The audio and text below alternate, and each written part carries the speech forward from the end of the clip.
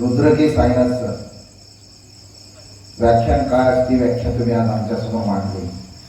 तुमच्या या व्याख्यानातून आमच्या म्हातारांना तरुणाई आली। तरुणाईमध्ये संभाजी राजे शिवरले उतरले असा जश तुमच्या प्रत्येक वाक्यातून आला।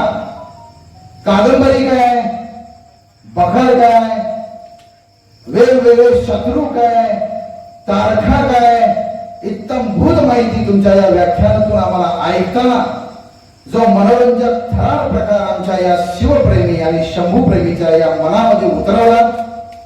आजची ही शंभू जयंती आमच्या कणगना नगरीमध्ये पहिल्यांदा साकार होती आणि पहिल्यांदाच फलित तुमच्या या पुण्य पावन नगरीमध्ये तुमच्या पुण्य स्पर्शाने आणि शब्दाने आमच्या मनामध्ये जागृती करण्याचं काम तुम्ही आज आमच्या कणगऱ्यातल्या ज्या तरुणामध्ये निर्माण केलेलं आहे, त्यासाठी आम्ही सर्व कणगरा प्रेमी तुमचे मनपूर्वक आभार व्यक्त करतो।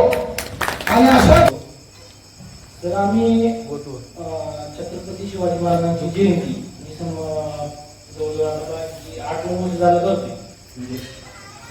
तर शिवव्याख्यान बी बरेच आणले, आम्ही बरेच जणांचे भाषण ऐकले, तुमच्यासारखं शिवव्याख्यान पहिल्यांदाच आम्ही ऐकले। खरंच खूप म्हणजे शंभूराजांचं एवढं भारी सांगितलं तुम्ही, कधीच नाही ऐकलेले प्रसंग, कधीच ना त्यांचे ऐकलेले विचार एकदम भारी मांडण्याचा प्रयत्न केला। कारण आम्हाला उठायची सुद्धा इच्छा झाली नाही, तो सुद्धा म्हणजे डिस्टर्ब झाला नाही।